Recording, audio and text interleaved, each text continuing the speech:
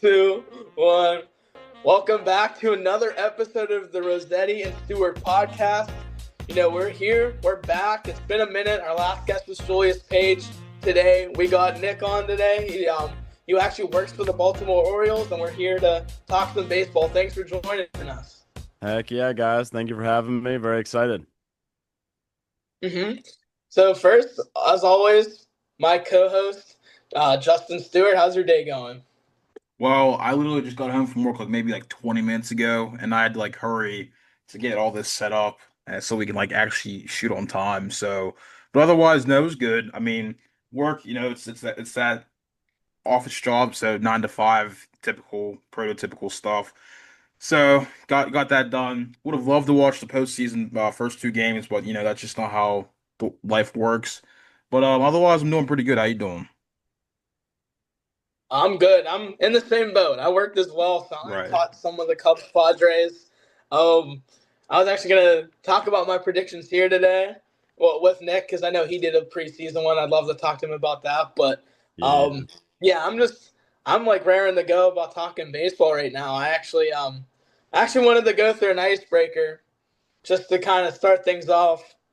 Whenever I say Pirates Orioles, a person who plays for both teams. Before I go into that, I do want to have Nick. Can you just go ahead and tell everyone who you are, your TikTok, everything like that, and what you do? Yeah, so my name is Nick. In real life, I work for the Orioles and I work for a photography and videography company online. Um, as Tony mentioned, I run a TikTok page. It's my name, Nick Lindenstruth. And yeah, I just post a bunch of baseball stuff, and that's how Tony and I had the pleasure of meeting, and now here we are. And speaking of that, I was telling Justin before this, it was immaculate grid. I went on here live. I was like, dude, this is sick. And you listen, if I'm saying Pedro Siriaco, Pirates, Red Sox, you're putting in Pedro Siriaco. But I wanted to go and just say Pirates, Orioles. Whenever you hear those two teams, what player comes to mind whenever you're thinking Pirates, Oh, Orioles? dude. I mean, my gut is Evan Meek. I don't Oh know why, gosh. but he's the first one who comes to mind. Ronnie Paulino is another good one. Catcher. Yeah, the catcher. He sucks for the Pirates. Yeah, he's bad for the Pirates. I mean, you also can't go wrong with Derek Lee. Derek Lee's that's another solid one. And Nate McLouth. I mean, dude, I could do this Yeah. all day. Nate But how McLeod about was you? my How about first you? favorite player.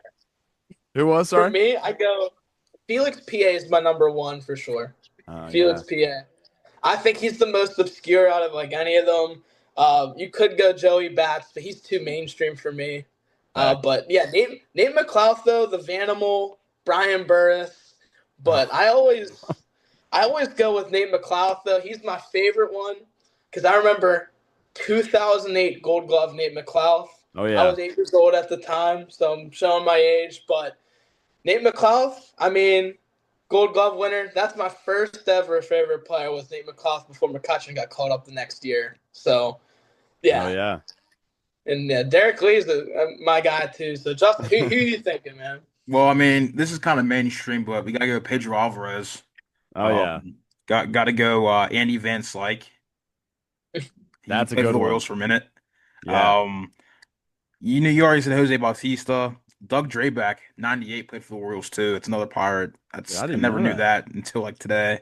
Um, let's see. Anyone notable? Chris Jacubowskis. Yeah, yeah. Oh Even my. Chris Jacob Jacubowskis. Stallings too. 2025. He was on the Orioles. Did not know that. Adam Frazier, another guy. That's more. These are more fairly recent players. Tony, I know you'll know this one. Keon Broxton, former Heck yeah. Pirate as well. Chris Oh Snyder. God. Forgot about Chris Snyder too. Yeah, Um, W pool. one more guy had a great World Travis Series. Snyder. Yeah, had a Yeah. great World Series in 2018. Can't forget about my guy Steve Steve Pierce. Pierce. Oh Oh yeah. yeah. That's just how it goes, man. If you play for the Pirates, you become an AL. What's it called? A World Series MVP. That's just how it goes. Right. As soon as you leave. Really? Who else beside Pierce? Not for MVP, but I just know like Brandon Moss, for example, became an all-star as soon as he got traded from the Pirates. Like, Yeah. which is crazy. Charlie Morton became. Well, I think he won. Didn't he win like a playoff, like Yeah, he NLC got or the final out in ALCS? with Houston, yeah. So yeah, Charlie Morton was another one. Like it's crazy. And then I know there's some for the Orioles though. There's one I'm thinking right off the top of my head. Jake Arrieta Oh was my one gosh. player who, as Yeah. soon as he left, it was over. Like he found his thing. Yeah. That was a rough trade. It was Jake Arrieta and Pedro Strop for Scott Feldman. And it's safe to say Woof. we got burned on that one. Yeah. Feldman had some like pretty good season though for the Cubs, and then it's just Yeah, oof. not for the Orioles. I know. Yeah, no, Justin, what I you? partially blame you guys. You're the reason why the Pirates didn't do anything in 2015, man. If you just had kept Arrieta, maybe the That's Pirates true. actually would have got past the wild card, man. I'm just No, you're saying. right. I'm just saying, bro. We've had like the crappiest luck. NLDS got Adam Wainwright twice. In 2014 got Mad Bum, Oh got my really gosh, hot in yeah. the entire playoffs, was like absolutely unhittable. And then like you said, Jake Arrieta, 2015, that second half especially, unhittable. So we were just like screwed. Like we had no chance. And I knew the moment that Cole gave up that dinger to Kyle Schwarber, it was over. Hey man, That at ball was least you wild. got oh sorry, I was gonna say at least you got what was it, 2013 wild card game you guys won? Ain't that right? Yeah. Mhm. Yeah. Versus Johnny Plato. Johnny Right. yes, Yeah. Plato. Yep. Russell Yep. Martin, bam. Dude, That's it's our one crazy. Like, signature win. Yeah, That's our mhm. signature win. Gosh. Dude, that 2015 team, the 2015 Pirates, though, I'm telling you, if there was no one-game wild card, you cannot tell me that Royals team was better on paper than the Pirates that yeah. year. What, I'm 98 sorry. wins that season the Pirates got? Yeah. Yep. Their 2015 team was better than the 2013 team. Just, Yeah, dude, that team was stacked. Yeah, team was stacked. You had even Aramis Ramirez at the deadline. You got Jay Happ at the deadline. You still had Kutch. You still had Neil Walker. Pedro Alvarez was still playing good. Like even Gregory Plonka, that was probably one of the yeah. 14 and 15. He was decent.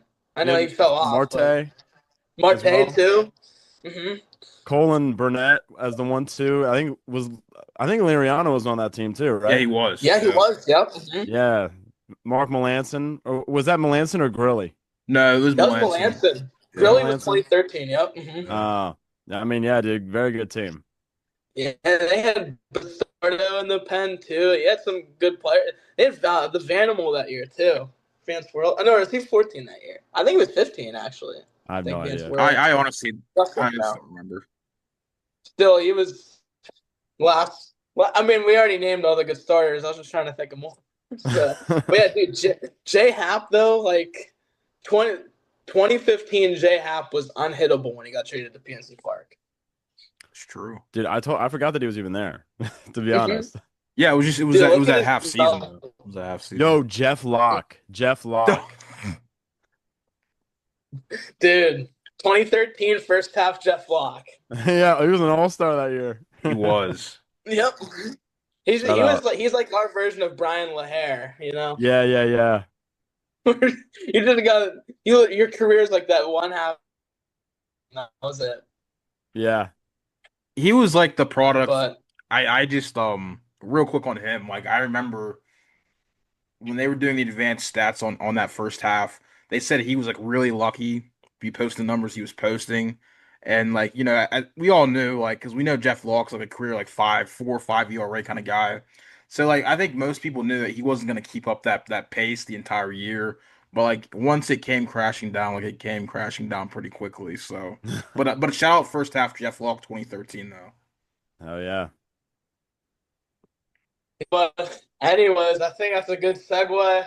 Oh, one last thing. What do you guys know about Jeffrey Ramirez? That just popped into my head for Pirates Orioles. So Jeffrey Ramirez, if that name rings a bell, it's He was a pitcher, right? he pitched one season, I think, for us, and then Orioles. I think it was like maybe 1 or 2 seasons. That was it. Man. Yeah. Yeah, that's testing the knowledge right there. Because I remember it was the 2019 season. The Pirates just had a winning record in 2018, and like they were looking to piece together that rotation and in the bullpen. And I just remember my dad said, "Who the hell is Jeffrey Ramirez?" And that was it. But that's such a Pirates move, like trading for like Vinny Capra or you know, it's just a Pirates thing to do. Jeff Clement was another one we traded for. Well, he was a first round pick though. Yeah. Hmm. Chris Archer. Yikes. Yeah. Cool. Craziest games you've been to, Nick. What's Oh crazy? my dude. You know what? That game this season. Hmm. Um, it was Dodgers Orioles 21-31 night. Yamamoto threw a no-hitter through 8.2 innings. And then I've never seen anything like it. We just scored like I think it was 4 runs, 3 or 4 runs, like unanswered without getting a final out. That one was pretty crazy. The one from this year. And then the coolest game I've probably been to, or the coolest moment, I saw Mike Trout's first ever MLB home run because it was at Camden Yards, and I was at that game. So 2011, that's probably like my coolest thing. So, Well, that's sick. How old were you then when that happened? oh, bro, I was born in '02, so I was like, I would have been like 9. Oh, that's peak. Then that's like when you're really getting into it, right there. Yeah, That's the yeah. wheelhouse. That's so is Mike Trout one of your favorite non-Oriole players then? Actually, no. I mean, like, don't get me wrong, he's one of the goats of definitely this generation, but I wouldn't say he's one of my favorites. I'm a big, I don't know, I'll just give you like 5 current non-Orioles I really like. Lindor, you guys aren't gonna like this. Kyle Tucker. Yeah. um, I like, I like Paul Skeens, honestly. He's probably my favorite pitcher. And then I'll just go like Logan Webb and Salvador Perez. Like, I have a pretty disperse variety of players I like. So, but yeah, shout out Paul Skeens, goat. Side note, I like the Logan Webb pick because not too many people say, "Oh, Logan Webb's my favorite pitcher," but no, I enjoy watching him pitch too. He's a really good pitcher that doesn't get enough love nationally. No So facts. I respect that. That's he's definitely I had him in fantasy baseball too. So Same, but he had a same, really good year. So dude. that's my Led the guy. league in strikeouts. Oh yeah, NL, let's go, baby. Yep. Yeah, I feel like I don't look too much into rotations and stuff like that of the baseball, but I feel like his natural movement on a fastball is crazy. Like Logan Webb's. Like yeah, yeah. I It's feel like like a his sinker almost. I yeah think his he throws. fastball is just nice. Like it just people don't realize. I don't know. I think it's like he seems like a pretty humble guy, like pretty to himself. So Yeah, it's like I like that. shout out him. Shout out Logan Webb. Oh yeah. Justin, how about you, man? Best moment in a ballpark, favorite game you've been to, other than my beer league hockey games, of course. How about baseball? Honestly, man, the problem with me is like I've been to so many like just like irrelevant games. Like there's not really a game that sticks out to me in Pittsburgh. I'm trying to think. Man, I mean honestly, I don't really I haven't really been to like a signature Pirates game. I was gonna get to the Paul Skeens' first game, but it was supposed to rain, so I backed out last minute. But that would have been like a signature, I guess, game to go to. But a lot of the games I went to were kind of uneventful, to be honest with you. Uh, I guess something more recent. Every like the home opener, I guess, against the Yankees, they got destroyed. Um, I was People there were too. chanting "Sell the team" like throughout the game, so that like kind Oh of stuck boy. with me. Um, Throughout like this year at least, that was a theme. But as far as like going back, a lot of the games I went to, they just were not very exciting to be honest with you. So I can give you mine. You guys ready? Yeah, yeah. Let's hear it. So I've had some baseball experiences where like you go to a game and like here's the thing, like I've cut you guys know I cover high school, college, all sports, but like the Pirates, you don't get anything like it. And like if you had my experiences, you honestly like think to yourself, am I actually watching a baseball game right now? And I'll go through it real quick. Tell me how crazy this is. I was there for the Will Craig play. yeah. Oh I, my gosh. I have it on video too from where my seat was 329. I was there for the Homer Bailey no hitter and the John Jasis cycle against Jake Arrieta. That's sick. I felt like I was tripping though because those are the craziest games you could pick. The Wait, Will Craig one though yeah, is that's the crazy. one. That's the one with Javi Baez, right? Yeah. Yeah. Yep. Wait, that was 2020. So you were in there? You were in the stadium? No, that would have been It 2021, I was, think. it Yeah. was Oh, was it 2021. It 21? was the year after. Yep. And it's Oh, crazy because I don't know if you know this. Will Craig's the first round pick yeah. too, Yeah, which yeah, is yeah. that just shows you the average first round pick for the Pirates. But Yeah, you get Paul Skeens, Garrett Cole, and then you get like Will Craig.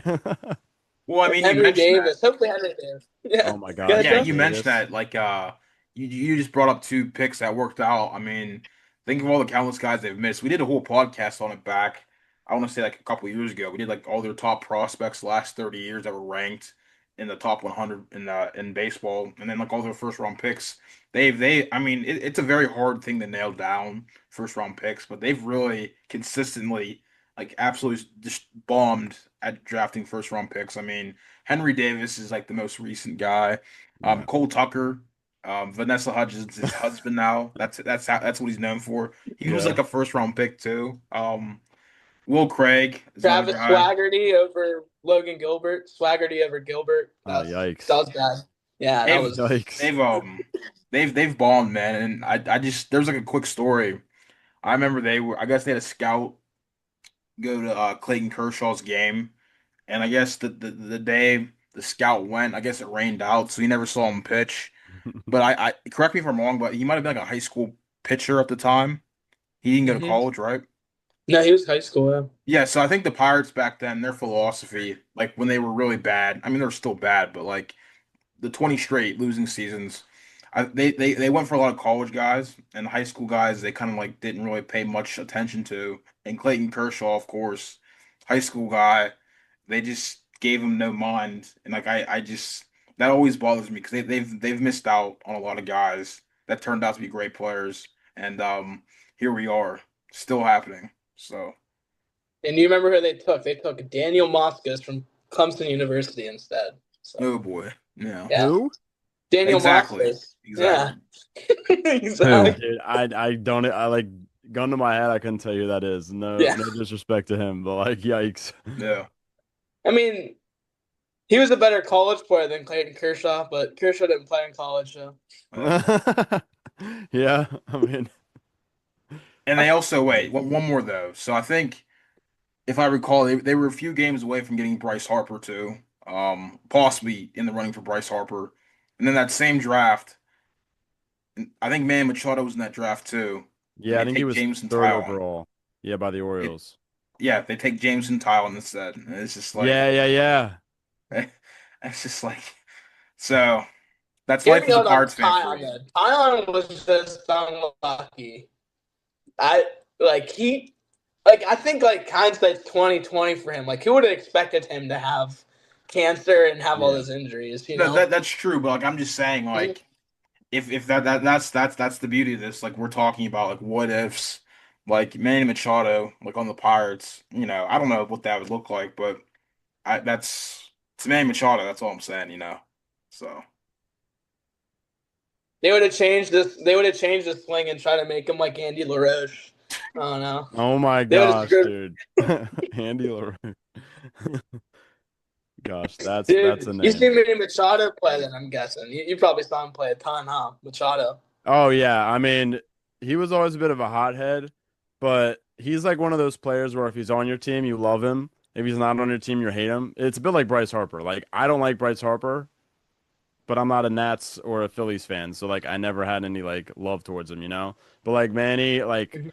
you know, obviously he's not with us anymore, but I still don't mind him. Like I'll still root for the guy, but I know there's a lot of people who don't like Manny Machado. So Happily not one of those guys. I like Machado honestly. I don't know. I know he has some like bush league plays, I guess you can say, but I mhm. don't know. I also think he has matured a lot through the years too. I give him props for Yeah, that. Hmm. agreed, yeah.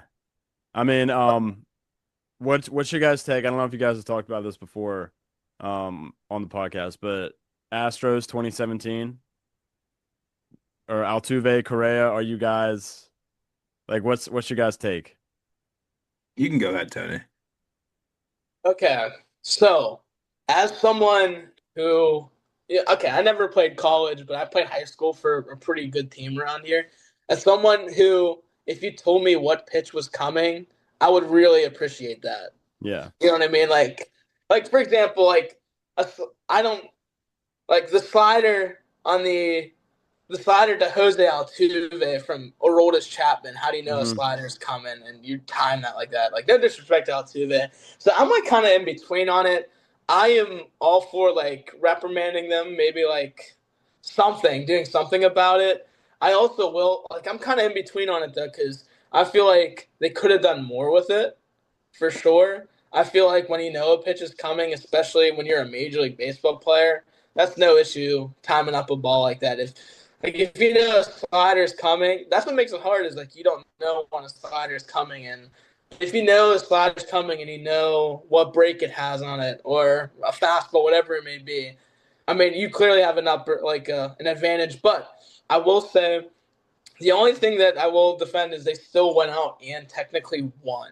So like, it's just weird. Like I wouldn't take it away because I don't want to be like one of those guys where it's like, oh, everyone does it. But I will say I think they weren't so hard on them because if you look at the Red Sox, I know it wasn't as harsh, but I feel like they're not the only team that probably has something in place like that. It just so happens that they're the one caught. So I just feel like if Manfred maybe punished them, then maybe like a lot more teams would have been punished too, and it just would have been bad for the league. I don't know. That's just my opinion. I'm not like too strongly on it though. Fair. I mean, dude, like I don't want to go too deep into it, but I know like when it first happened, dude, I was like, what the hell? Like, how could something like this happen? And I mean, like, I know a lot of players like Mike Trout was like, if you told me what was coming, it'd be a lot easier. Obviously, the Dodgers players were pissed off about it. I mean, Altuve, in my mind, and Correa, like, they went from guys that like I didn't mind to like now players that I'm not a huge fan of. Obviously, I'm not a Dodgers or a Yankees fan, but you cheat the rest of the league. And yeah, there's probably other teams doing it, like the Red Sox 2018. But dude, imagine if they did. I know this is like a baseball conspiracy, but imagine they did have like the buzzers and all that stuff. Like I know that wasn't never confirmed, but like just imagine. Like just imagine Jose Altuve got a little buzz on that slider from Chapman. Like crazy, crazy conspiracies, but yeah. I think they did, dude. Because there's no way that if I'm running around third base and I just took Aroldis Chapman deep, there's no way in hell that the thing I'm thinking is don't take my jersey off. That's the only Yeah. thing you thought about. Not celebrate. Don't take my jersey off. It's just kind of sus, you know. Oh, very. Yeah. What do you think, Justin? Oh boy. To be honest with you, I never really when it first happened, it was like a lot of people, oh, this is like some BS, but like as of time's gone by, I honestly don't really care. That might be like a very controversial take, but 2022 they win the World Series and they've been in the mix up until recently every year. So to me, I just really don't really have much of an opinion on it. I just think that was during that time they were just really good, and if they cheated, not cheated, I'm not really an expert on baseball, like as far as like the ins and outs. I'm just more so like a player stat kind of guy. But I mean, when they won the World Series in 2022, that pretty much validated like my thing that like they were a legit a pretty solid run organization. And I know like a lot of people don't like them, and I totally understand that. But I respect what they did from like 2017 to like 2023. They were really good, and they were the standard in the American League. Though I mean, we can like argue about like how they got there, but I mean, I just know that those rosters are really talented, especially 2017. So that's really like my take. That might be a bit of a controversial take, but that's just how I feel. Yeah, fair. Yeah, like you said too, like them winning a couple years ago, making the World Series and against the Nationals in 2019, like that did kind of prove like, hey, Astros would have been there anyway. So 2022, there's no taking that one away, and No. No, yeah. And they no hit a team who I don't like, and I'm sure you guys don't like as well. No hit the Phillies, so that's always something I can rub in the faces of my Phillies fans. I'm like, yeah, well, you got no hit in the World Series, so shut up. we know all about the Phillies. I know. Let's just put it this way. Justin really doesn't like the Phillies, and so I have a shout out to my friend Donnie. First things first, congratulations on getting the house if you're watching this. Second though, I know Justin's not a huge fan of the Phillies because he and my other friend Donnie kind of have a rivalry. So he's definitely happy that the Astros beat the Phillies. Oh yeah. Hell yeah, dude. And you know And what? no hit the I this could come back to bite me in the ass, but I'm not worried. I do not want the Phillies to win the World Series, but they got knocked out by the Mets last year, wild card team. Got knocked out by the D-backs in 2023, historic choke. So whether it's the Dodgers or the Reds, just please, whoever it is, do what you got to do. Just please save the world from Red October, all this, Bryce Harper, Phillies fans, all this crap. Please. I mean, like, listen, man. I mean, there's if they can get past the Dodgers or the Reds, let's be fair to the Reds. Same thing with the Yankees and the AL, man. If they can get past Boston, like there's like a path. I'm not saying it's gonna happen because like baseball is baseball. Baseball's a very weird sport, but like there's like a scenario there where it can be Yankees Phillies World Series. Like I could definitely see that happening. Now, do I think it's gonna happen? Probably not, because like there's always a team that goes on a run. Whether it was Detroit last year or Arizona a couple years back, but yeah, I just think if they can get past those hurdles, I think the Yankees can definitely beat the Blue Jays and the Mariners, whoever comes out on those sides. And the Phillies, if they can get past the Dodgers, they can definitely beat the Reds and the Brewers. Like I don't really fear the Brewers. They're a very good team, don't get me wrong, but yeah, I think there's definitely a possibility we could see like another big market matchup, so to speak, back to back years. Yeah, I I mean, think with the honestly, Phillies though, this sorry. could be their. I think it's on. No, you're good. This could be Phillies' year though. Like you got 1, 2, and 3. Like your rotation. You got Wheeler, No, no, Suarez. he's Now he's he's not out for the year, there. man. Oh, he got hurt. Yeah, Oh yeah, Yeah, I forgot about that. yeah, he Yeah, but he's you did. not still got there. you Yep. got Suarez still though. You got Sanchez and you got who's the third guy? Nola too, right? Yeah, but Nola's terrible. Yeah, So he's Yeah. he got he's like been a bad this 6 year. ERA. So hey, it's open then. I think them and I think Chicago. I think one of those teams is coming out of the NL. And I think the champion this year, the World Series champs, coming out of the NL. So I'm putting it lightly. I think it's going to come down to Chicago or Philly. Whoever wins out of those two teams, I think's taking it. Fair enough. I mean, you know what? And again, I could be putting my neck on the line saying this. I think we're gonna have a first time winner. So my prediction was a Mariners Padres World Series. Mm. Rest in peace to that right now, because obviously the Padres just lost to the Cubs. But like, I don't know, Justin, you were kind of saying like there's a stigma, whether fair or not, and the Rangers used to have it too before they won, about teams that have never won before, like the Brewers or the Rangers or the Mariners, where it's like, oh, they've never won before. It doesn't matter how good of a team they are, but you look at the Mariners like 2001, they didn't win it that year, so are they ever going to win it? Or the Padres, like their best teams, they never won it. So it's just kind of like there's a stigma around those teams. And what do you guys think about? Is it fair? Is it unfair? Do you have to like win and have a championship in the bank to like fall back on and be like, all right, this franchise can do it? What do you guys think? You got it, Daddy. I'll yeah. I think, for example, the Brewers. I'm gonna go with the Brewers here. I think regardless if they win the World Series or not, I kind of agree with you because you think about like this year, you lose Willie Adames, and it's like, what's gonna happen this year? And the next thing you know, I mean, they're in the playoffs again. Like Christian Yelich was popping off, Jackson Churio, Bryce Terang had a heck of a season. Like everyone was popping off this year for them.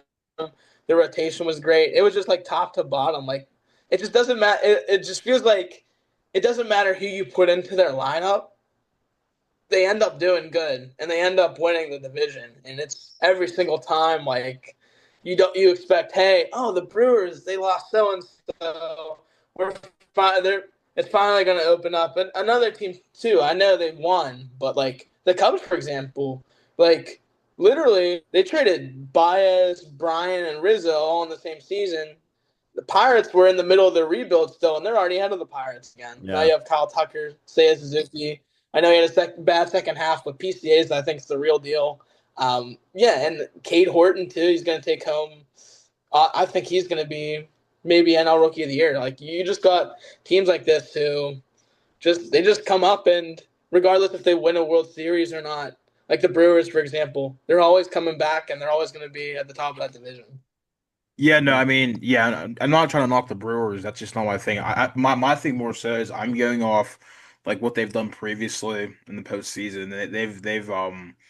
They've gotten close a couple times in 2011, 2018. They were game seven away from winning the World Series. I think they can make it, but like my thing is like I need those X factor guys. I know they have Christian Yelich. I know they have a couple solid guys in their lineup. I know their rotation's pretty good, but I just I need a guy that's like, hey, this guy can take over a game. I know that's harder in baseball than other sports though, but like I need that one player. Hey, one swing, we can change the trajectory of the series. And I feel like I don't want to say they're missing that. I don't think that's the right thing to say, but I don't know. They're a good team. I just feel like if you put them against the Dodgers, even the Phillies, or even the Cubs, I feel like those teams match up better to them. But it doesn't mean what they're doing is not right because, like you said, it's like every year they lose X, Y, and Z in free agency or they trade them, but yet they come back and they win the division. So that's a very well run operation. That's honestly what the Pirates should be striving to do. That really gives them really no excuse when they cry, "Oh, we don't have enough money to spend X, Y, and Z." Well, the Brewers have been fairly competitive the past, what, 15, 20 years. They've missed the playoffs here and there, but they've been in the mix almost every year. So that's really not an excuse for the Pirates to be like, where they are today. That's like really my overall takeaway. No, yeah, I mean that's honestly like a really good point. Or like you look at the Tigers, right? Like honestly, you saying that just the X factor type of guys. Tigers have been absolute horrid, like the past month, month and a half, 2 months. Right. But if you like, you got a guy like Tariq Skubal, who just comes in today. Like, yeah, the Tigers only scored what 2 runs all game, but if you have like a guy like that who can strike out 14 batters, I mean, that's why. Again, can they get there? They're a million miles away. But like the Pirates, if the Pirates got to like a wild card series in like 2, 3 years, you have Paul Skeens. I don't care if you're an 83 win team, you at least know, all right, Paul Skeens is going to go out there and give us a great chance to win. And then we just need like, I don't know, at that point it might be like Bubba Chandler or if Mitch Keller's still around or whoever. But it's so hard to have those guys, like those guys who you just know is going to turn up. Like even Aaron Judge, like the best player, the best hitter in the league. I think we can all agree. And just in October he disappears, but that's why they got Stanton, you know? So like some guys just have that clutch gene, like David Freese esque, you know? Eh, They eh. like even if they're mid tier players, they're like just above average, or if they're Stanton, they say he's like washed. But if you've got that October gene, bro, like watch out, everyone else. That's what I'm thinking. The Cubs, though, like you added a player like Kyle Tucker on your team. It's just like that just changes a lot of things because now you have a guy who's played in the playoffs before. I know like he's had some bad outings in like the World Series, but like, hey, I mean, I think adding someone like that who's at least been there before, and like they have a pretty decent rotation. They got some good players. Like I don't know. I agree with that though. Yeah, no, I mean the But Cubs. yeah, but Oh, go ahead. Go ahead. What were you gonna say? Just get. go ahead. Yeah, I was I was trying to I keep was going with the combo. You're good, No, man. you're good. I was gonna say, You're yeah, the good. You're Cubs good. they were one of the best teams in baseball for like, most of the year. Like most teams, you kind of peaks and valleys. They kind of struggled, especially PCA and Seiya Suzuki though. But at the end of the day, I know the Tigers really stunk up the joint and they blew the division the last month of the season. But once you make the playoffs, everything resets. Throw the standings out the window. It's whoever plays the best day to day. That's who's going to win the games. It can be the Cubs, it can be the Brewers, it can be the Mariners, it can be the Padres. Like it just doesn't matter. It's just whoever brings their A game and goes on a run, they're going to go pretty far. So that's what makes baseball baseball. Definitely cannot be the Yeah, Mets to though. Nick's It's the Mets. Oh my gosh, the Mets. oh boy, They need some pitching. They need some pitching. Yeah. gosh. Yeah, because like they, you getting Juan Soto ended up being a good move, but now it's like David Peterson and like when healthy, Griffin Canning was having a good year. Clay Holmes, for example, for Pirates legend, by the way.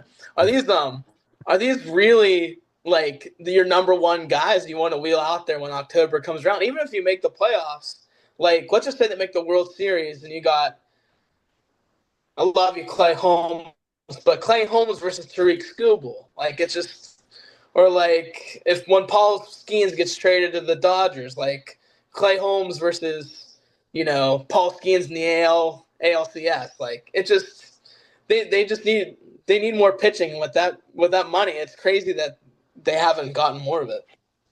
Yeah, I don't know. It's so hard for a team to win. Like, really, the Rangers, I think, are the only team I can think of that have done this. But to have so many, like, two or three, like, guys who would be a good two or three, the Mets, like, Sean Manaea is a solid two or three. So is Clay Holmes. So is Kodai Senga, Peterson. But really, the Rangers, I guess you could say maybe Max Scherzer, but he was, like, on the decline. Montgomery, Eovaldi, like, they're not pure aces. But I think if you look at, like, every team who's at least made the World Series. Phillies 2022, Zach Wheeler, Framber Valdez on those Astros teams, Dallas Keuchel on the Astros teams. You got, of Mad course, bum. Kershaw, yeah, Mad Bum. Mhm. Guys that are just undoubtedly top five Cy Young finishers. And I think it's so hard. That was the Orioles' problem for a few years. Like, yeah, in the mid 2010s, we'd get to the playoffs, but like Chris Tillman is our ace. And it's like, if you're going up against like Verlander, Price, guys like that, it's so hard to compete. So pitching is huge, I think, in my opinion, in the playoffs. No, no, for sure. It's your margin of error, like the playoffs. It's like this thin, man. It's like you're not gonna slug your way through every game. A lot of times the games are gonna be lower scoring, so you have to have those ace caliber pitchers, and that's why, like you said, it's not the case anymore. But if it was like a one game wild card, I'd throw Paul Skeens out there 100 times out of 100 times. You need those kind of guys, man. And like Tariq Skubal today, Tariq Skubal last year, big reason why the Tigers went as far as they did last year. And I think it's another reason why they can be dangerous again. I know, like I said, I know they kind of stumbled towards the end of the year. Oh, they more than stumbled. They pretty much played horribly. But I mean, everything resets. And if you can get them to steal game one, rotations are shorter too. You start three or four guys.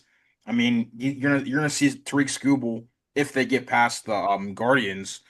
Two times a series, maybe three times. Use them in a bullpen situation in a go win or go home game. So it's just pitching is very paramount, just in general, and then especially in the playoffs, like you said. And they didn't win, but Corey Kluber. Jeez, Corey Kluber, 2016 Corey Kluber. I literally went. Yeah. You guys are really very aware that there's no such thing as playoffs in Pittsburgh, but Cleveland's 2 hour drive. I made the drive. Tickets weren't that bad. 2016 ALDS. He shut down David Ortiz, Dustin Pedroia. I saw Lonnie Chisenhall home run that game. That's all they needed. Corey Kluber, like that's case in point. Without him, they don't make it to the World Series in 2016. I know they lost and blew that series. I Yeah. could go on about that, but like Corey Kluber, like without him, that win streak when I think they had Trevor Bauer that season. That rotation was pretty killer. I think they had Clevenger as well. Like without good pitching, you're not getting anywhere. I do want to add about Yeah. I that point. mean, Oh, go ahead, bro. Go ahead. no, sorry. No, yeah, you can go ahead. I was gonna ask about your guys' playoff predictions, but yeah, you can go ahead, Justin. Okay, Sorry. no, we can still answer this, but yeah, I was just saying on the Guardians. that 2016 team should have won the World Series, but I feel like what's more a travesty, that 2017 team was miles better than that 2016 team, and they were up 2-0 on the Yankees, and Yeah. they blew that series. That one, I'm not a Guardians fan, but just like as a pure baseball fan, that one like makes me more mad than the World Series one. That might be a crazy take, but that team was like infinitely better than 2016's, and that team was good enough to make the World Series again, and they let the Yankees come back and beat them. That still frustrates me to this day. Yeah, I know. Dude, I just think of Lindor with a swing and a Oh drive when he yeah. hit that grand slam, dude, iconic. But yeah, yo, I want to know because I've been talking with like my community about playoff predictions and stuff, but I want to know your guys. Who do you guys think is going to win each series, and then obviously who's going to win it all? You can go ahead, Tony. Hmm. Okay. So, do you want me to start with Detroit and Cleveland since they played today? Yeah, sure, sure. I'm gonna open my bracket as well just to see. I was originally thinking Cleveland. I didn't fill out a formal bracket, but I think like just the effect Scooble has, like I'd probably go Tigers over Cleveland just because I think their pitchers are just more experienced. I think that Jack Flaherty is probably going to be their two guy, right? Jack Yeah, Flaherty. probably, yeah. That's the two. Mhm. I'd probably I'm leaning toward the Tigers over the Guardians, and then Yankees Red Sox. That's tough. I'd probably go with if you look at the Red Sox, like that's another team. You do have, some solid talent, some solid veterans on that team, but they're another team. They're young too. I think the Yankees are just more what's the word? Experienced? Uh, Seasoned. yeah, more experience, more season's the good one. It's more seasoned. I think I'd go with the Yankees on that one, especially with them being home too. Like New York's tough environment to play in. So yeah, I would go with Yankees over Red Sox. I'm going with Seattle over whoever wins that series because I think Seattle's on a tear. I mean, you saw what they did to the Astros. Blue Jays and Yankees. Um, Sorry, Blue Jays. I have to go Yankees because I'm always high on the Yankees. That would be Yankees and Mariners. And then as much as I want to pick the Mariners, the Yankees obviously have their number. So I'm gonna go. I think Yankees make the World Series. And then I think Dodgers beat the Reds. The Reds are another team. Terry Francona, mind you. Side note: I'm about to get really frustrated. Terry Francona, New Brighton. That's where he's from. That's pretty much 30 to 40 minutes outside of the city of Pittsburgh. Could have fired Shelton to get him, but that's a whole other story. Um, Reds are in the playoffs now. Go figure. But I'm going Dodgers over Reds. I am going Cubs over the Padres. I just trust the Cubs more with that one. I just think they just have just a little bit more with bats. I know we talked a lot about pitching, but I think their bats are just working a little bit more. And then my NLCS would be Phillies and Cubs. And then I think the winner of that game wins the World Series, but I'm tentatively picking the Phillies even without Wheeler. Oh, yikes. I think this is finally the year. I think it's the year now that people are saying like, oh, well, one of their aces is out. I think this is finally the year that we have a red October. I'm Oh, turning heel, please God, boys. no. We're Bryce Harper wins the World Series this Oh year, God, and no. Dude, this is like nails on a chalkboard. Hell no. I think this is the year of the red October. But I Oh, think Phillies 2009 World Series rematch. oh boy. I never I'm really sorry, thought. Yeah, I was gonna say I never really gave it much thought as to who I had really coming out. sorry. What'd you say? I said I'm really sorry, guys. Oh, I let you Oh, guys down. whatever, man. Yeah, I was gonna say I didn't really give it too much thought as to who I thought was gonna win it all this year, but since you put me on the spot, I can just kind of fly off the wall here. With the Tigers and Guardians, I think I'm gonna take the Tigers.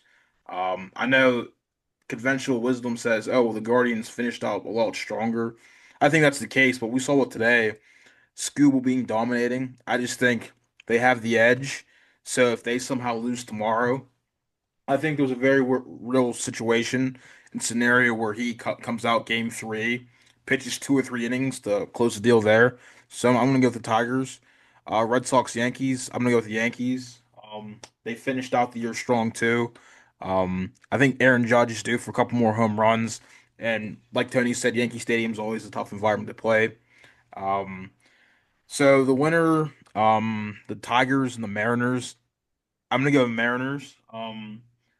Like another team. They've just played really well. They have the who I think should be MVP. That might be a controversial talk discussion, but I think Cal Raleigh should be MVP this year.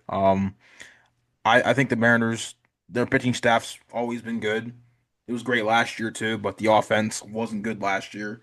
And now that the offense is a lot better, they're in the playoffs. Go figure. Um, I would take the Yankees over the Blue Jays 10 times out of 10. Toronto's a good team, but there's just really no one on that roster, especially pitching wise, that really scares me.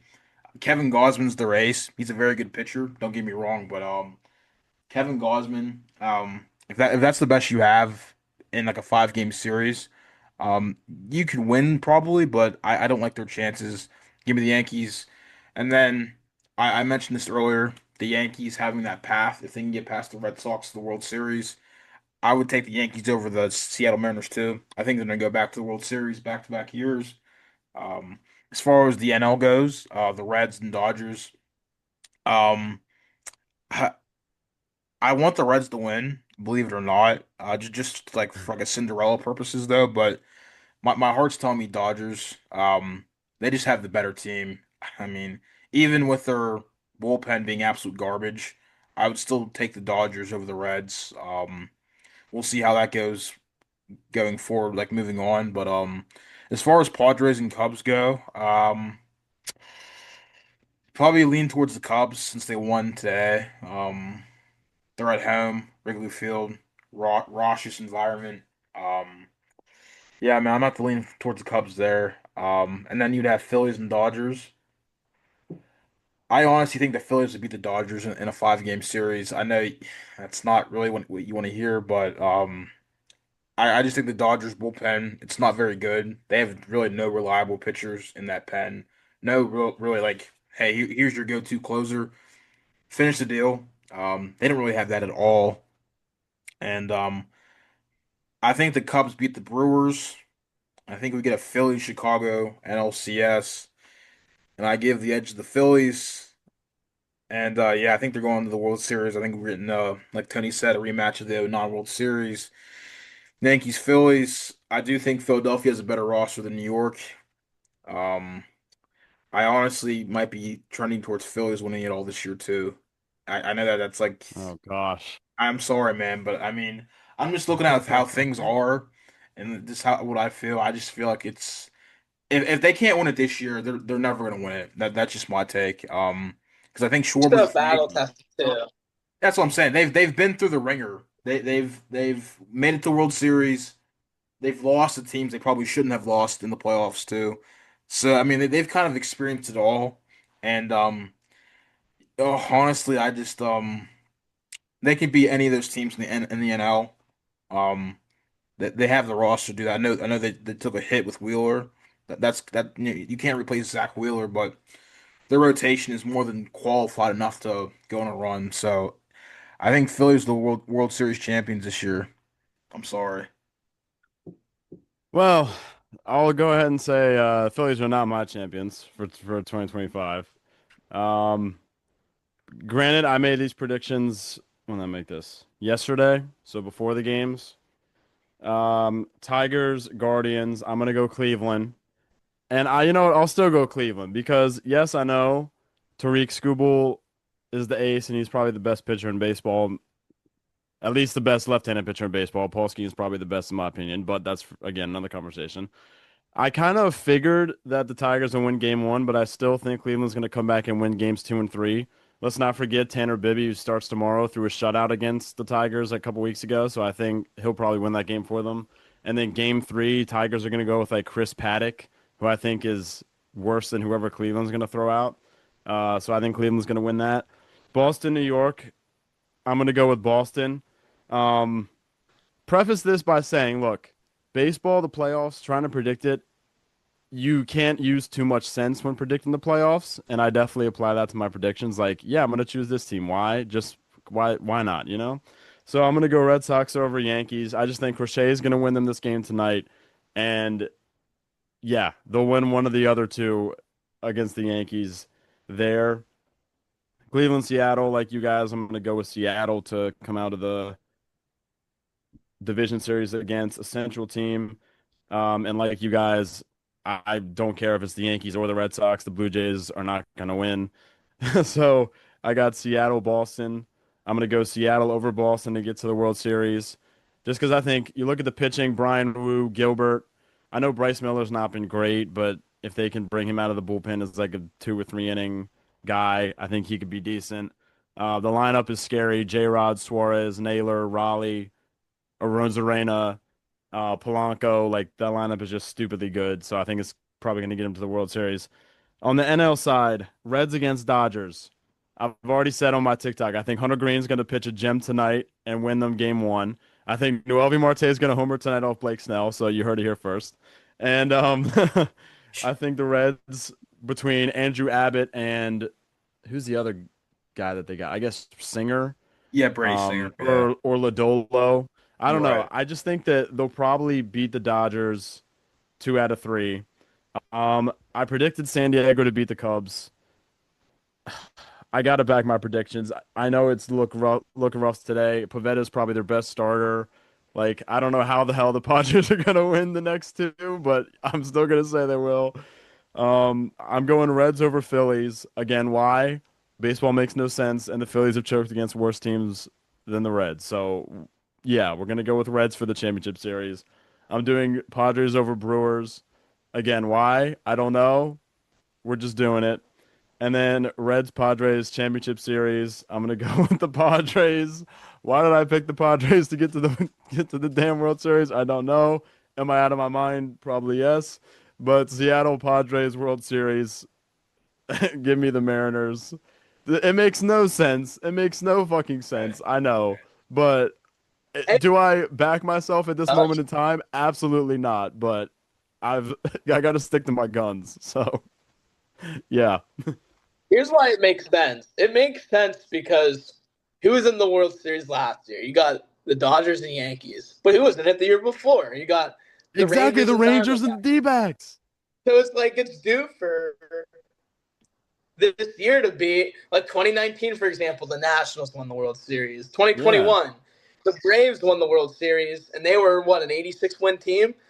By odd years, it's due for a team we're not expecting to win. Bro, I'm So telling you, when predicting the playoffs, I've tried doing this every year since I was a kid. And if there's one thing I've learned, and I'm sure one thing you guys have learned, baseball playoffs makes no sense. You just gotta like you have a better chance of closing your eyes and pressing buttons than actually trying to use logic. So, look, Reds for the championship series. Mariners gonna win the World Series. The Padres, I think, are cooked now that they blew Pavetta balls.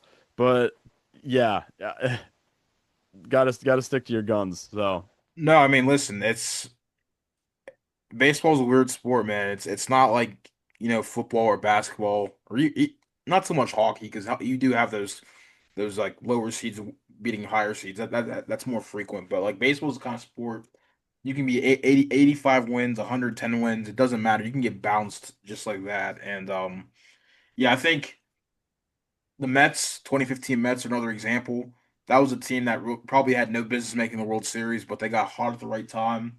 And they just went on a run. And yeah, you have those teams, Diamondbacks a couple years ago. You just think, whatever. You don't really think much of, and then they're in the World Series. So I definitely think there's potential for a team, maybe like the Reds. Maybe I know the Mariners are like they're a bye, but I don't know if anyone's thinking they're gonna make the World Series necessarily. But although I do think I saw they had like the second best odds of winning it, which I thought was kind of interesting. I'm not mhm. sure what side I was on, but I did see that. But like a Seattle San Diego World Series, I would sign up for that in a heartbeat. I Hell know yeah. like casual fan, like, oh my gosh, Seattle and San Diego, that's a terrible matchup. But I mean, like on paper, there's a lot of good players on both teams if it came to that. So I don't think if you're a fan of baseball, like I don't think you could hate that matchup hypothetically if it were to occur. And like I said earlier, it's one game, so you have like another chance to bounce back. And if you win your game two, you even up the series game three. That's all bets are off. Anything can happen. So don't like lose sight. Like the Padres can definitely win both games. They're definitely more than capable of doing that. And they won on another run in 2021 too. They almost, it might have been 22, where they almost made the World Series. So, Hmm. I mean, yeah, it's just you can't think too hard, you know? I mean, you were saying wild card teams who you pay no mind to, the D-backs or like the Royals 2014. right, And you know what? We have not had a good World Series. Above all else, I just want a good World Series. The last I would say like S tier World Series we had was 2019. We've not had a Game 7 since 2019. We've only had a Game 6 what like once since then? Twice? No, twice I think. Like the World Series this decade have been so dead. Like 2020 was dead. The Brett Phillips walk off. 2021 was dead. 2022, aside from like the no hitter, what else do you remember? 2023 was terrible. Last year, aside from like Judge dropping the ball, it wasn't, and the Freeman Grand Slam. Like, right. we just haven't had like, dude, 2010s. And I want to get your take on this. I think we were so spoiled, like us growing up in the 2010s. You had 2016 Indians Cubs. You had 2017 Astros Dodgers. 2019 Nationals Astros, 2011 Cardinals, Rangers. Like we had so many good World Series growing up. 2014 Giants, Royals. We had so many good World Series the last decade, and this decade has just been so dead. Yeah, no, I think Even that's Cardinals Red Sox with that big, the Cardinals Red Sox with the big like Yeah, Alan Craig play. Like, yeah, what, you can't make this stuff up. Like there were just so many special moments, the David Freese walk offs, or even like the Phillies, like in even the playoffs. Like everyone remembers the Roy Halladay no hitter in the playoffs. Like yeah, it's just like there's just so many like little things that happen like in all these runs. Like Madison Bumgarner just absolutely going on a tear. Ground Chuck, Charlie Morton. Just or Steve Pierce, for example, like winning AL World Series MVP, whatever you want to call it. Like you just saw stuff that like was just exciting baseball to watch. Like, and I feel like you said, the Freddie Freeman, like the home runs, those were sick. Freddie Freeman couldn't happen to a better person, but they already won a World Series too. So it's like we just like we've been spoiled with 2010s baseball. 2010s baseball is the best because like yes, it didn't have like the home runs we have now, but like you had more than one guy batting over 300 in the NL. Like that's the first time that's ever happened with only one player having that. So it's like it just like I feel like there was just more consistent hitters and like I don't know, it's just more the playoffs were more exciting because the style of play of the 2010s is just better for playoff baseball because there's not as many run scores.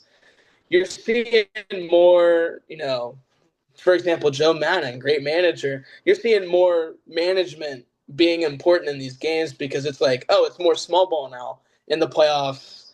And like, yeah, even just things keep coming into my mind. The Rajay Davis home run in yeah. games. Yeah, it's just Oh, like I still wish the Guardians would have won that series. I'm not gonna lie, but I don't know. That's another topic. But yeah, dude, yeah, that's a big what if. What if that rain delay never happens? yeah, dude. Like, who knows? But that's my take on it. Like I feel like just the way the game was in the 2010s, like even that Cardinals team, it's just like that won the World Series. Like it's just those teams were suited for just exciting games. Like Texas, you had Adrian Beltre, Elvis Andrews, like Ian Kinsler, like Hamilton. yeah, Josh Hamilton, yeah. And then a few years prior, he won. Well, he didn't even win the home run derby. He had the 28 home runs, but Yeah, it was Justin just the Morneau who 1-0 won on it. Yeah, it. dude. Yeah, those teams were stacked and like before giving up that home run or giving up it was the double first to David Freese. Like he was one of the best closers in baseball too. So just Yeah. you never knew what could happen in the 2010s. Like the Howie Kendrick home run. Like oh Oh come my on now. gosh. Dude, this is gonna make us seem like such like old heads. Be like we're nostalgia merchants. It's like oh we don't guys don't appreciate current baseball, but dude, like for the younger viewers, you just don't understand what it was like. 2010's baseball in the playoffs was like peak. I cannot think of a better decade looking back just in the history books. Just some of those moments that you were just talking about, Tony, just unreal, unreal. 2012 NL wild card. 2012 NL wild card. I'll never forget that one. Oh my gosh, the infield fly. Yep. Mhm. Gosh, just so many crazy things. 2014, Game 7, Alex Gordon triple against Oh my Bumgarner, gosh. and then Salvador Perez pops out to end it. Like, dude, just like the little stuff like that, we just don't get that anymore. It's just so No. sad. No, yeah, I still think that 2017 World Series, I know no hindsight, we might have reservations about, but that 2017 World Series to me, that was like the most like insane, I think from start to finish series I've ever seen. Just a lot of extra inning games. They had that slugfest in like game five. It was like 12 to Yeah, 10, 12 to 11, like 13 to 12. I forget the score, but like both teams scored over 10 runs. I think they won on a walk-off, the Astros. So it's yeah. just like that, yeah, that era, that was definitely a fun time. And it's not a coincidence that some of the Pirates were good too. Maybe that's why I Hey, so are the Orioles too. So are the yeah, I Orioles. mean, listen, I mean that's probably why I enjoyed it. But that's 2010s were definitely really good for baseball. Now, I will say this, like on the flip side, I like this current iteration a lot better because of the pitch clock. So games aren't like as a pain to watch. But like Mm. that is one thing that this current era, like I do like the games are a lot faster and they move at a pretty brisk pace compared to other sports leagues. So I do have to tip my cap to the MLB for that. Yeah, that they do have that going from nowadays. The pitch clock saved Mitch Keller. I'm telling you. Mitch Keller would stay. He was worse. I don't know. You guys remember Joaquin Benoit? He was worse than Yeah. Joaquin Benoit on the mound. He was just looking like he would be standing there for like 30 seconds. I was there for when they played the Orioles in 2021, and like I kid you not, like he would have had a pitch violation every game. But Mitch Keller, he's an all-star caliber pitcher now. And if he were on any other team, he wouldn't be 6-15. Yeah. But the whole entire thing is just like the pitch clock actually can help because some pitchers think, hey, I'm going to take my time, get this pitch over the plate. But a lot of them actually pitch better whenever they have to get back on the mound and you end up getting into a rhythm. I know some people like to take their time. Craig Kimbrell, for example. A lot of people have opinions about that. That's just one example, but yeah, I just feel like that pitch clock. Yep, I heard he did that because he got hurt actually, and like he's just started just doing that. Oh, really? That's what I heard anyway. Yeah, I didn't know that. But Didn't know that either. yeah, yeah, but no, I just pitch clock. I agree with that, Justin. But at the same time, you know, can't get over the 2010s, guys. You guys had to be there to see it. Sound like an Facts. old head, but No, yeah. dude. No, literally. I'll say one thing about the pitch clock, and then I got a good Orioles Pirates story for you guys. So definitely like with the pitch clock, like me working there, um, like just the games going by quicker. So the department I work in, we stay open like till a certain inning or like a certain time after the game, and just like from a organizational perspective, working the games, it just feels so much quicker than maybe it did growing up as a kid watching the games, and it's just makes working there a lot more enjoyable because there's less like dead time in between pitches or whatever. Um, but you guys will remember a guy who played outfield for you guys, Cal Mitchell. Yeah. Yep. So, fun fact, 2022, you guys played at Camden Yards. This is obviously before I worked there, it was when I was a fan. And I went to the game with my brother, my best friend, and my brother's best friend. And Cal Mitchell was starting in right field that game. And we were in right field, like first row, first couple rows right field. And you know, I can be a dick when I go to games to players when I'm a fan. I'll just jeer them and talk shit to them the whole time. And so we're just like being like Calvin. He was from San Diego, so we're like, "How's San Diego?" Or like we would say like his full name, like Calvin whatever Mitchell. Um, and we were just going at him, and we were like just chanting his name, like Calvin Mitchell, and we got the whole entire right field to just start chanting at him and just taunting him the whole game, and he ended up turning around and giving us the finger all in right field. Um, and then he got pulled out of the game. I think he got pinch ran for Greg Allen, who another Orioles legend from this season. Oh But boy. Greg Allen comes out to right field to take Cal Mitchell's spot, and we got the whole section to be like, "We want Calvin. Like, what? We don't want you. Give us Cal Mitchell back." And Greg Allen, it was so funny. He turns around and he puts his hands up. He's like, What do you guys want me to do about it?" Like, yeah, dude, it was so funny. Just, I don't know if you guys have any stories of jeering players or any good stories of just taunting players and them reacting or anything like that. I do actually. I got so after Wade Miley hit a no hitter, it was 2021 season since no one was there. I'm not a jeer. I was actually just like I'm more of like, oh, I like all players. Wade Miley, for example, I was just like, hey, congrats on the no hitter. And Luis Casilla tapped him on the shoulder. I have it on video. He told him to turn around and he waved at me and said thanks. That was cool. But I Yeah. did have one when I was a fan. It was actually with my dad, and Justin, you're very familiar with how crazy my dad can get. Oh yeah. Uh, Ben Gamble, Pirates legend, is in left field, and he's looking at his little card, and I forgot who the batter was. It was for the Giants, and I forgot who the pitcher was for the Pirates. I think it was Tyler Anderson, and it was against. It may have been Talkman. I think it was lefty on lefty, and he screams at the top of his lungs to Ben Gamble while he's looking at his card. He says, that card says he's going to strike out as loud as he can.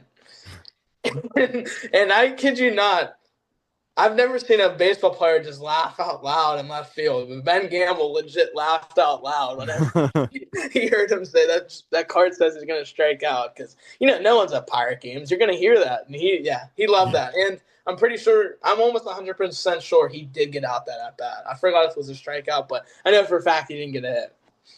Dude, that would have been awesome if he actually would have struck out. Yeah, it would have been. Chase, too. Got anything? You a heckler? Nah, I'm more of a quiet guy during games, man. And even when like great plays happen, I'm not like the guy that gets him on my seat and like loses his mind. Now his dad on the other, your dad Tony, he's the exact opposite. Just Penn State, Oregon Saturday. That's all I'll say about that game. Anyway. Uh, but no, for real though, I mean, no, I never really like heckled players or jeered them. That was never really my thing. So I really can't give you like a good example of one. I say his dad, like you said, his dad's probably a guy. He's always screaming some audible noise in the direction of the field. So Oh, win, lose, I had another indifferent. one pop into my mind. I Go have to for it. interrupt you. Go I for it. usually hate interrupting, but Scott Shebler, Billy Hamilton wasn't in center field the one year, and Scott Shebler was. Hmm. And there was a fly ball Billy Hamilton would have caught 100% that Scott Shebler couldn't get to. And my dad screams at the top. It was the game where Kevin Newman hit the walk-off his rookie season in 2019. He had a walk-off triple. And I just remember my dad screaming when he couldn't get to this one fly ball. Billy Hamilton would have had that one, Scotty. And then the three people in front of us, there was these three, like they probably were college kids. They all were just saying, "How about that one, Scotty?" Every single time was a fly ball hit to the outfield, just the entire game. There's like my dad said one thing, and the whole place got it going. Hell yeah, dude. Bro, that's how it is. Like in the Cal Mitchell thing I was telling you about, we actually won 1-0. And the run scored, it was a diving play that Cal Mitchell tried to make like right in front of us on the warning track. And he dove and he like had it and the ball popped out of his glove and then the run scored. And we just get the whole section, kind of like your story, just be like, "Oh, you're like, nice catch, Cal." Like, dude, just I don't know. I feel like baseball heckling is so much different than any other sport just because there's big breaks in play where like the outfielder or the third baseman or first baseman, whoever, isn't doing anything. So they're like they have nothing else to focus on but you yelling at them. And I just think, dude, heckling in baseball, it's so great. Like I love the videos I shouldn't say this as an Orioles fan, but the roll call, that thing that the Yankees do, I just think, dude, baseball fans at the ballpark interacting with players is you won't see anything better compared to other sports. Hmm. Anthony Rendon. It's the best one. Oh gosh. Do you remember that one? No. When he pulls the fan by the shirt? Do you Oh remember? yeah, it was in Oakland, I think. It was against It Oakland. was. Yeah, Yeah, oh my gosh. dude. Oh, that one. But I just yeah, like you said, there's nothing like it. Like I just see it. I like sitting in like the right field wall in Pittsburgh too. Like you'll Oh hear some yeah. good ones out there. Um, there are some ones where people were trying to heckle Nick Markakis, and I'm like, you can heckle anyone. Don't heckle Nick Markakis though. Nick Markakis is my guy. So I Yeah. know you're a big Nick Markakis. Oh Yeah, hell yeah, dude. it was with the Braves. Yeah. Hold up. Big Markakis. Dude. Big Nick Markakis guy. Big Nick Oh, Markakis hey, guy. let's go. Yeah. Yeah, I had to Yeah. get out the Markakis bobblehead, dude. He was my favorite player growing Hey, up. if we're going that route, shoot. Dude, yeah, love Markakis. Big Markakis guy. Hell yes. Dude, anticipating who Justin's going to get bobblehead Oh, this wise. bad boy got a little Oliver Perez and Mike Gonzalez right here, Oh baby. my Dude, I have that gosh. one too. It's I like have that one 2006 too. right here. That is sick. Okay, so FYI, all of my bobbleheads are not in my home currently. They're in a storage unit just because we were downsizing. Justin knows the whole story, but I'll get into it. But dude, like I have so many as well. Justin can attest to it. Like a Nate McLouth. My favorite one though, I already mentioned Nate McLouth and Nate McLouth All Star. Um, but not all, yeah, All Star one where he's wearing the 2008 All Star jersey. I got That's sick. a Nate McLouth bobblehead one. That one's sick for the Pirates. Hell yeah, dude. Love Nate McLeod. I think we can all bond over our love for Nate McLeod. Oh yeah. 2008 Gold Glover. I just remember like one of my favorite baseball memories was you can't even find the last play on like YouTube. I've looked up everything. I was just like I collect like any programs, anything I can get my hands on, magazines, anything. I have like probably 7 or 8 boxes. I just remember getting a Nate McLeod for Pirates Insider was what it called. They switched to first pitch after it's like a new. It ended up becoming like a free magazine after Nutting took over. But I just remember getting one. Nate McClough on the cover. I was just looking through them. I was like, oh, these are pretty cool jerseys because it was like when the Pirates wore in the white with the black sleeves. It was Yeah. like the 1960s. I wish they actually went back, like changed their uniforms up at least a little bit because they've had the same home one. That's besides the point. But just remember, like it was 4-4. I think it was like 10th inning, and it was a routine fly ball from um, Adam LaRoche to left field, and it's a catch for anyone but Alfonso Soriano. I saw a walk Oh off my off of gosh.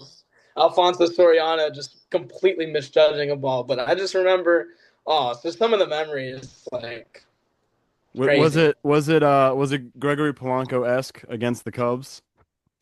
It was Gregory Polanco esque. Yeah. It was probably oh, that one was so bad. Oh Oh, my! oh, dude, when he just fell, he just collapsed. Oh, oh gosh. Oh, I remember this one. I think Justin remembers this one. It was when the Pirates were good. I mean, a long time ago. I know, right? But like, I remember Russell Martin hitting like a routine pop up, and there was a Up. player for the Yep. Astros, Jimmy Yep. Paredes, just came Oh yes, flying in, dude. just came 2013. Yep. flying in, and just. I think they collided, but I just Yeah, they did. remember. They did. Yep. I just remember. I'm like. I'm so used to the Pirates doing this stuff. Like, but when the Pirates are bad, you see, like, there was a play, Philip Evans was the best player in baseball for 3 days in 2021. Oh But gosh. Philip Evans, I just remember going for like a pop up, and Gregory Polanco just comes out of nowhere and just ends his season, like 2020. Just like, oh my gosh. Like, you only see it with the bad teams, though. Yeah. Now I will say this.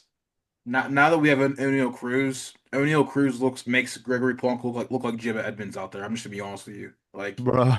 I mean, seriously. I mean, you want to talk about a guy that shouldn't be fielding any balls whatsoever. Forget shortstop or outfield. dude shouldn't be in the field whatsoever, dude. Like that's, I mean, Polanco had his warts, like I get it, but like I'd rather have Polanco in center field now.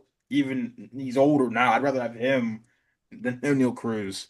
I just like, I don't know, man. Like I don't know. I think I'd rather my dad in center field than O'Neal Cruz because At this point, yeah, shit. at least he knows how to like I just never seen like so casually instead of getting in front of a ball in the outfield, just going off to your side and just I mean it's every play and like he catches the ball down here like he's holding like a pizza. It's crazy. It's like Yeah, I don't. I just don't. I and he's mean, so talented. Like in it's crazy. his defense, he's not a center fielder though. No, He's a he's not. shortstop. No, he's That not. is that is true. That is true.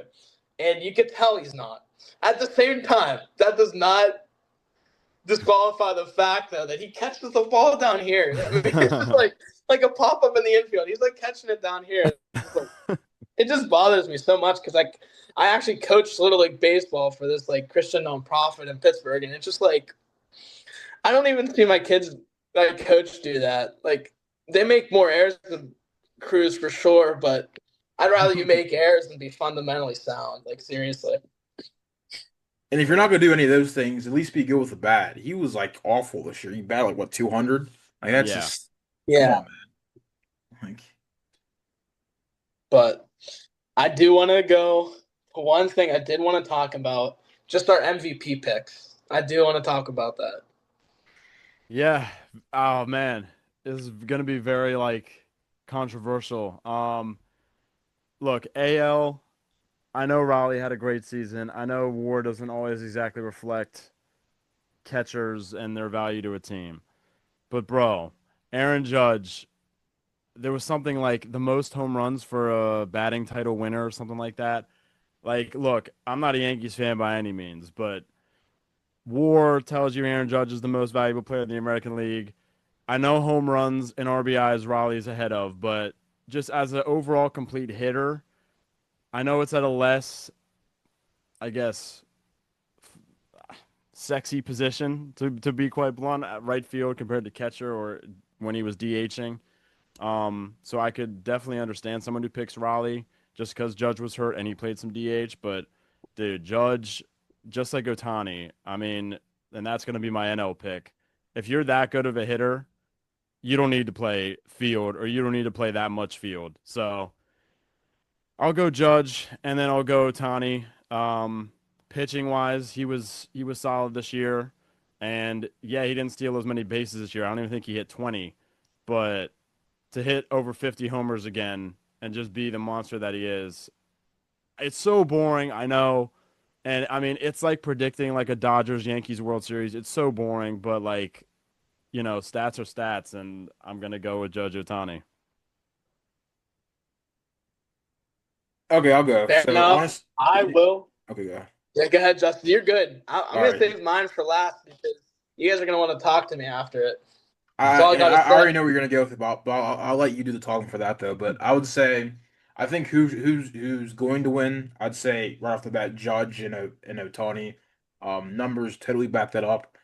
Um, if I were to be like a not even devil's advocate, if I were just to like kind of shake things up just for the sake of it, I'd say that Kyle Schwarber should be an NL MVP and Cal Raleigh should be MVP in the AL. Both those guys had great years offensively. I know both of them, like they're not better players than Judge or Ohtani. I'm not even gonna try to argue that, but I just think more so Raleigh's case. I think the Mariners winning the division for the first time since 2001. Hitting 60 home runs as a catcher. I mean, the next closest guy would be Sal Perez with 48, so he blew Yeah. blew him out of the water with that too. Clearly the best offensive player on the Mariners too. Um, Accounted for a lot of their runs. Very good defensively as well.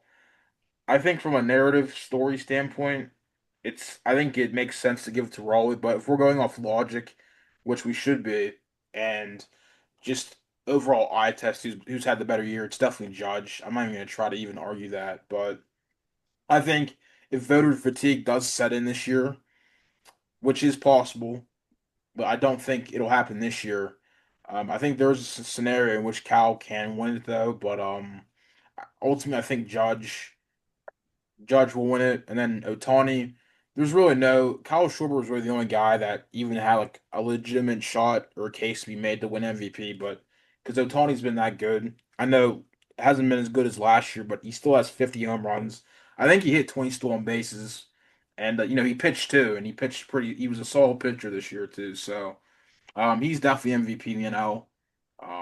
Schwarber had a great career year. Schwarber had a career year, but ultimately I think yeah, I think it's definitely going to be Otani Judge again, and I think next year, I think we'll see someone else win it. But I think this year, you kind of have to go Judge and Otani just by logic standpoint. Buckle your seatbelts, folks. So, first things first, I'm going to talk about Aaron Judge and Cal Raleigh. I'm sad. Because I think Judge is gonna win. Judge deserves the win. 331. That's crazy. And how many home runs? What, like 52? Crazy Yeah, year. Probably would have had more if he kept playing. So he's gonna win MVP.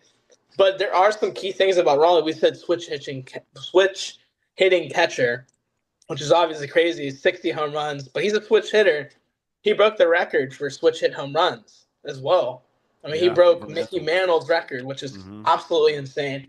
As a catcher, too, I mean, so I think it could go. It's a toss up, but I'd probably go Judge just because, like, I mean, you just don't see seasons like that. So I'd go with Judge, and then are you ready for the NL one? Oh God, are you gonna say Paul Skeens? Yeah, Okay, hey, hear me out. Who was the last pitcher to have two consecutive seasons with a sub 2 ERA?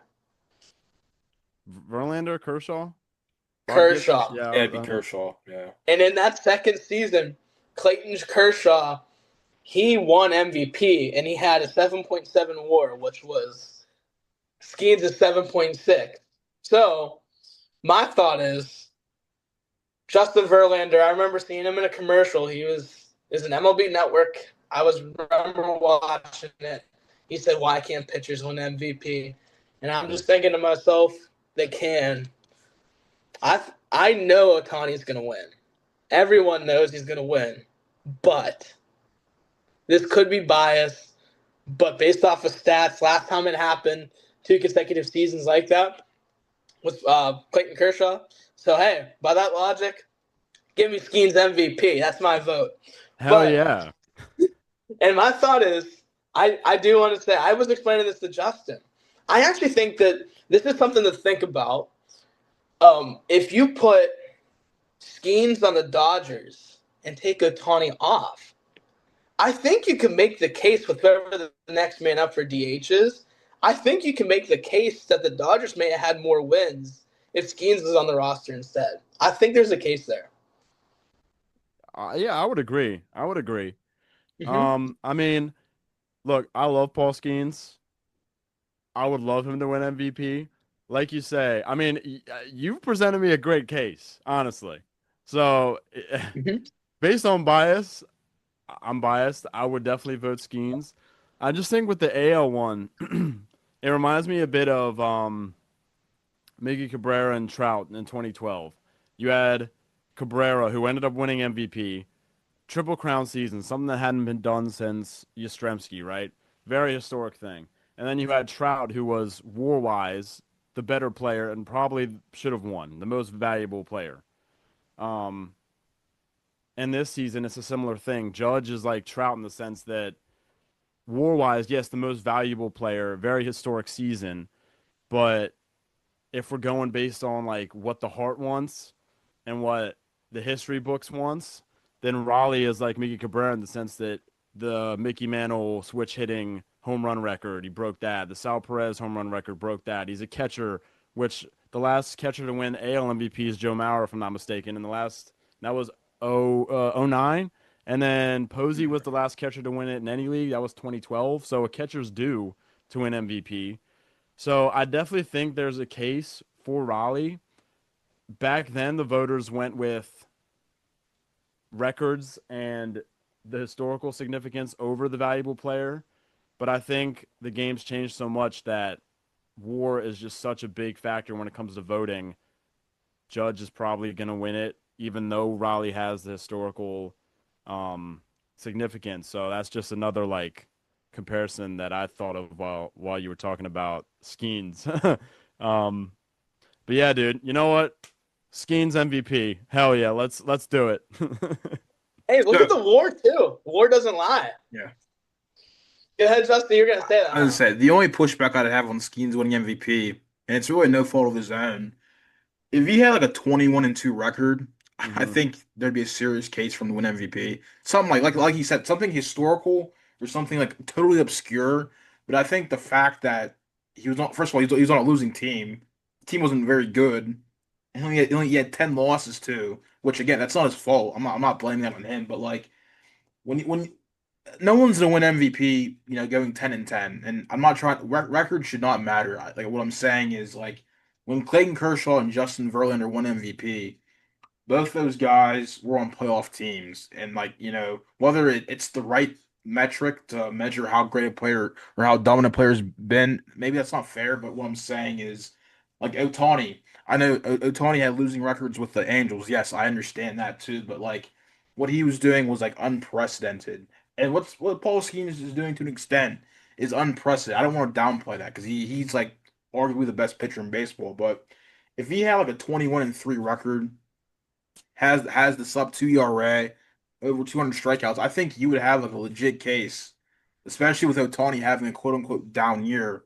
I think your argument would hold a lot more weight, and I think there'd be some serious like conversations. Hey, maybe give it to a pitcher this year that's been that dominant, and he has been that dominant. I don't want to say like he's not, but I'm just saying like for context, I think if the Pirates were in the playoffs and he had like a crazy win loss record, I think Paul Skeens MVP wouldn't it's not that it's not ridiculous. It's obviously not because he's a great player and he's definitely gonna get MVP votes. Like he's gonna get MVP votes for sure. But I think if the Pirates were like 90 plus games, he went 21-3. I think you would have a legit argument for him actually winning MVP. So The fair statement. That's like kind of to where I was saying like no, stats what they're telling me Skeens is right there, but it's just the fact that he's on the Pirates, and that's right, why I know Otani's gonna win. But right. just watching Skeens pitch, like I've seen him pitch like 6 or 7 times this year, and it's just like there's no denying that guy. It's like he's just that good. I've and that's just it's not because I'm from Pittsburgh and like the Pirates, and I'm finally seeing some good baseball there. It's he's that legit. Yeah, Yeah, fair. but anyways, I do want to.